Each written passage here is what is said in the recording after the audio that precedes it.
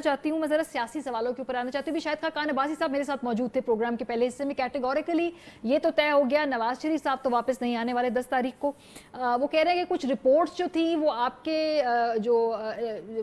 उधर बाहर के सफारत खाना था वहां से टेस्ट होके फिर उनको एग्जामिन करके वो अदालत में शायद पेश कर दी जाए।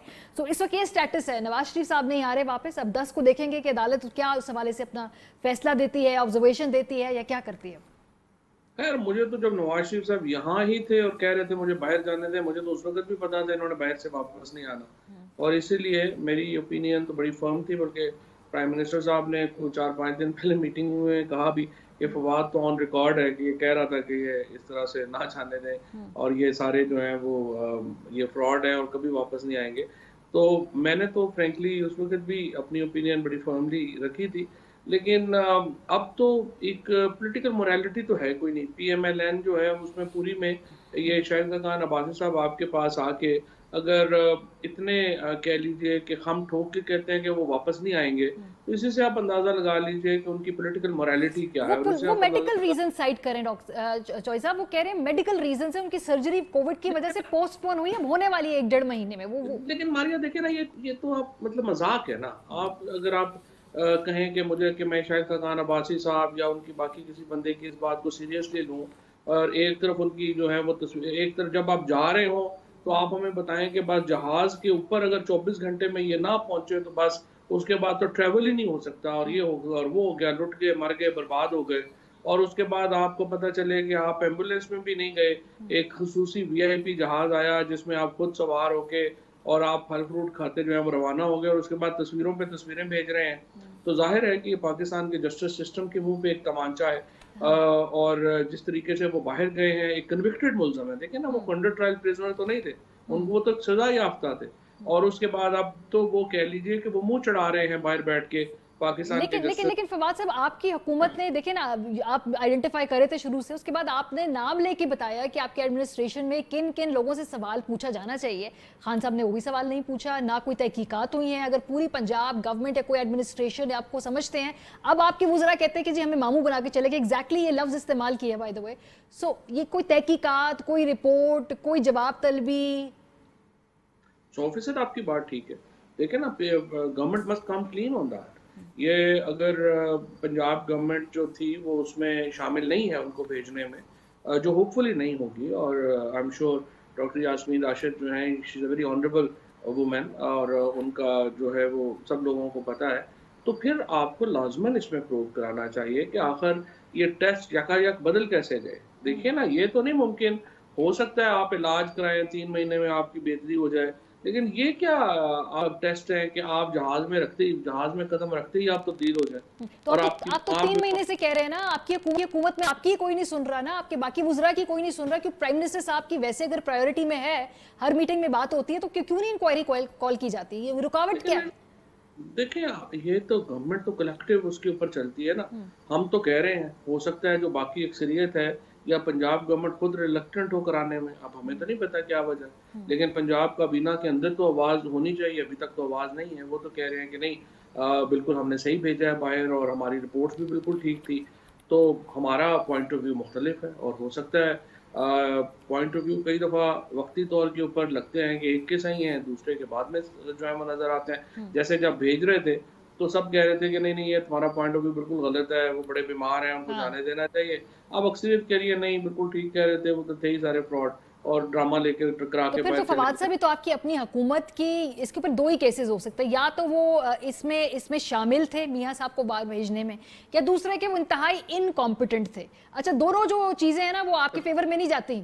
दोनों चार्जशीट है आपकी अपनी हुकूमत के खिलाफ और पंजाब गवर्नमेंट के बारे में खास तौर पे। देखिए जी, ये तो प्रूव होगा तो ही पता चलेगा कि वो इनकॉम्पिटेंट थे या उनके साथ फ्रॉड हुआ है, क्योंकि फ्रॉड तो किसी के साथ भी हो सकता है ना। फ्रॉड तो जो है वो तो उसके ऊपर तो किसी की कॉम्पिटेंस का से उसका ताल्लुक नहीं, तो ये नहीं है। ज्यादा खौफनाक बात है ना कि भाई कॉम्प्रिहेंशन के मसले हैं, मैंने गवर्नेंस के मसले हैं। अगर फ्रॉड लग जाता है तो फिर जो बड़े बड़े और इश्यूज हैं, वहाँ कहाँ कहाँ कौन कौन कहाँ फ्रॉड लग रहा है, कैसे पता चलेगा? देखिए देखिए, फ्रॉड तो बेशुमार जगहों पे हो जाता है, उसका क्या है। आपको याद होगा जरदारी साहब एक दफ़ा प्रेसिडेंट थे, तो एक दफ़ा किसी एक उनको कॉल करवा दी थी कि इंडियन जो प्राइम मिनिस्टर है या प्रेसिडेंट है वो आपसे बात करना चाहते हैं। फ्रॉड तो किसी जगह पे भी हो सकता है, उसका कॉम्पिटेंस से ताल्लुक ये तो बड़ा सिस्टमैटिक है, वैसे इंस्टीट्यूशनलाइज्ड सा कोई फ्रॉड लग रहा है बहरहाल। तो कोई ये शरीफ फैमिली ने पहली दफा तो नहीं किया, ये तो हमेशा इंस्टीट्यूशनल फ्रॉड करते रहे हैं और बड़े अच्छे हैं, बड़े इसमें कॉम्पिटेंट हैं। अच्छा, एपीसी में आपको क्या लग रहा है, शहबाज शरीफ जाएंगे या मरीम नवाज साहिबा भी जा सकती हैं? बिकॉज अभी पीएमएलएन कह रही है हमने तय नहीं किया, या अभी ये 2 हफ्ते की प्रोग्रेस देखकर फिर ये तय करेंगे कि कौन जाएगा एपीसी में? ये असल में देखे ना, यही एक पीएमएलएन क्यों खतरा नहीं है हुकूमत के लिए, या पीएमएलएन क्यों अपोजिशन में कोई बड़े प्रोमिनेंट रोल नहीं ले सकती, क्योंकि अभी क्लियर नहीं है कि उनकी लीडरशिप किसके पास है।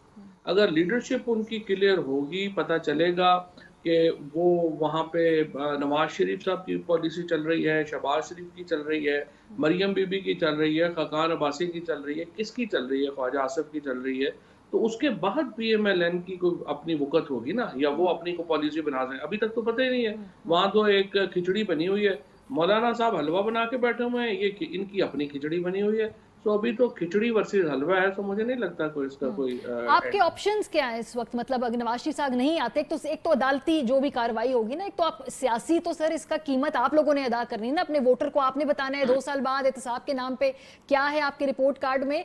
तो ये ऑप्शंस आपके पास क्या है कानूनी तौर पे? अब नहीं, हमें तो जो नुकसान होना था वो तो हो चुका है, अब तो पीएमएलएन को नुकसान होगा, और उनको हो रहा है, ऑलरेडी भी हो रहा है, क्योंकि देखे ना, लोग इतने बेवकूफ़ तो नहीं है। जो सारे जो पीएमएलएन के वर्कर्स भी हैं वो भी ये कहते हैं कि अगर वो ठीक है तो ये तो नहीं कि आप हमें यहाँ पे छोड़ जाएं कि जी आप अपना अपना जो है वो सियासत करें और हम बाहर लंदन में बैठेंगे। और वहाँ पे भी देखिए उनके घर के बाहर मुजाहरे हो रहे हैं, इतने पैसे हो तो बंदा को जाके कोई आइलैंड लेके रह लेता है, ताकि लोगों से तो रोज ना इस तरह से वहाँ पे आके अंडे खाए। तो अभी प्रॉब्लम ये है कि ये जो पीएमएलएन का अपना वर्कर है वो मायूस हो रहा है, और वो ये समझता है कि ये तो बिल्कुल ही कम हिम्मत के लोग हैं, और इनसे तवक्को क्या है, लीडरशिप से तो आपकी तवक्को होती है ना कि वो आपसे ज्यादा ताकतवर और हिम्मत वाला होगा। अगर वही लीडरशिप ही उसकी हाल ये है कि वो आगे लग के भाग रहा है, तो फिर उसने लीडरशिप क्या करनी है? लेकिन ये क्लैरिटी दे देना कि लीगली तो इस वक्त आप मियां साहब को वापस नहीं लेके आ सकते ना, वो तो अदालत की जो भी अंडरस्टैंडिंग होगी, लेकिन लीगली तो इस वक्त आप उस पोजीशन में नहीं है तहरीक इंसाफ की। देखिए लीगली केस बड़ा स्ट्रांग है, अगर लीगली जो है, लेकिन वो जिस तरह से आपने पहले बात की है कि डिपेंड करता है ना गवर्नमेंट उसको परसू किस तरह से करती है। अब आप देखें लीगली क्या केस है, लीगली ये केस है कि वो कन्विक्टेड है और वो लाहौर हाई कोर्ट के एक हुक्म के ऊपर बाहर गए हैं, और इस्लामाबाद हाई कोर्ट से उन्हें जो है वो बेल मिली हुई है। अब आप अदालत में जाएंगे और आप कहेंगे कि जी आप एक्स्ट्रेडिशन का जो है वो आप उनको वापस बुलाने का हुक्म जारी करें, और उसकी बुनियाद पे फेडरल गवर्नमेंट फिर एक्स्ट्रेडिशन की कार्रवाई शुरू करेगी। अगर आप अदालत के हुक्म के ऊपर एक्स्ट्रेडिशन की कार्रवाई शुरू करते हैं तो यूके जैसी जो सोसाइटीज हैं वहां फिर अदालती अहकामात की बड़ी इंपॉर्टेंस होती है, और उसको वो उसके ऊपर वो अमल करते हैं। ठीक है, थोड़ा सा आगे बढ़ते हैं। जो कराची ट्रांसफॉर्मेशन प्लान आया है, एक तो अच्छी बात है, हर तरफ से इसको वेलकम किया जा रहा है, लेकिन उसके अगले ही दिन हम देख रहे हैं कुछ जो बयानात के हवाले से क्लैरिटी नहीं है, जो खासतौर पे फंड्स की डिवीजन के हवाले से। मैं भी मुराद अली शाह साहब के बयानात देख रही थी, कल असद उमर साहब ने कहा कि जी उसमें से 800 अरब हम देंगे, आज कुछ उसकी नंबर्स फिक्स नहीं है। सो ये वर्केबल फॉर्मूला है, खास तौर पर जब अभी आपने आगे बल्दियाती इंतखाबात लड़ने हैं कराची में और बाकी सिंध में अलग-अलग अपनी उसमें? देखिए जी फ्रेंकली मुझे पता नहीं है इसकी डिटेल्स का, और अगली जो कैबिनेट मीटिंग होगी मैं उसमें यही बात करना चाह रहा था कि ज़रा पहले हमें पता चलना चाहिए कि किस तरह से फंड्स कितने जा रहे हैं, कैसे जा रहे हैं। ज़ाहिर है हम उस कमेटी के मेंबर नहीं थे, मुझे उस कमेटी का पता नहीं है, वो असद उमर साहब बेहतर बता सकते हैं, हाँ। या अली जैदी बेहतर बता सकते हैं, या इमरान बता सकते हैं, गवर्नर साहब बता सकते हैं कि उसमें क्या फॉर्मूला क्या। ठीक है, हम आ जाते हैं थोड़ा आपकी मिनिस्ट्री के हवाले से। जो आप लोगों का नया कैनविस प्रोजेक्ट है, 25 अरब की मार्केट है गालिबन, मैं देख रही थी उस आर्टिकल में पढ़े, ये टैप इन करने के लिए। तो जरा मुझे बताइए इसका टाइमलाइन क्या है पाकिस्तान में, और आपके क्या एस्टिमेट्स हैं कि उसमें से कितना % जो है पाकिस्तान जो है वो मार्केट में टैप इन कर सकता है, और क्या दौरानिया होगा और क्या तरीकेकार होगा? देखिए पहली बात ये हमारा एक प्रिसीजन एग्रीकल्चर का एक बड़ा प्रोजेक्ट है, उसका एक हिस्सा है। प्रिसीजन एग्रीकल्चर में हम अपने 2.5 एकड़ के, 5 एकड़ के, 12.5 एकड़ के फॉर्म्स डेवलप कर रहे हैं, जो कि किसान को बड़ी मॉडर्न एक कह लीजिए कि टेक्नोलॉजी से जो है वो रोशनास करा रहे हैं, जिसमें आप अपनी नॉन ट्रेडिशनल एग्रीकल्चर काली मिर्च हो गई, आपका एवोकाडोज़ हैं, एस्पैरेगस हैं, इस तरह की जो वेजिटेबल्स हैं, चेरी टोमेटोज़ हैं, वो आप उगा सकें और एक्सपोर्ट कर सकें। उसी में ही एक प्रोजेक्ट हमारा जो है वो हेम्प का है। हेम्प जिस तरह से आपने कहा, जी। इस वक़्त $25 बिलियन की जो है वो मार्केट है। उसके 2 पार्ट्स हैं, इंडस्ट्रियल पार्ट है और मेडिसिनल पार्ट है। अब ये जो मेडिसिनल पार्ट है, ये ज़्यादा बड़ी मार्केट है, इंडस्ट्रियल पार्ट जो है वो फिर अभी कॉटन को रिप्लेस कर रहा हुँ, है। इसमें हमारा जो पहला जो मकसद था वो ये था कि ministry of science and technology जो है, वो इसको उगाएगी सही। और हम अपने फॉर्म्स में इसको जो है वो R&D इसके ऊपर करेंगे और सेकंड फेज़ में फिर इसको हम सिफ़ारिश करेंगे मिनिस्ट्री ऑफ नारकोटिक्स को कि इसको आप प्राइवेट मार्केट में लेके जाएँ। ठीक और है। हमारा जो ख़्वाहिश है हमारी वो ये है कि आइंदा 3 से 5 सालों में हम $1 बिलियन की जो हेम्प प्रोडक्ट्स हैं, इंडस्ट्रियल और मेडिसिनल, वो हम एक्सपोर्ट करने के काबिल हो सकें। और ये यकीनी तौर के ऊपर देखें, मैं पहले भी आपसे जो हुँ, मेरी बात हुई और मैं कह चुका हूँ कि हम देखें रूटीन के आलू, मटर, गाजर बेच के पाकिस्तान अपने खसारे भी पूरे नहीं कर सकता, हम अपने आप को ट्रांसफ़ॉर्म भी नहीं कर सकते। सही।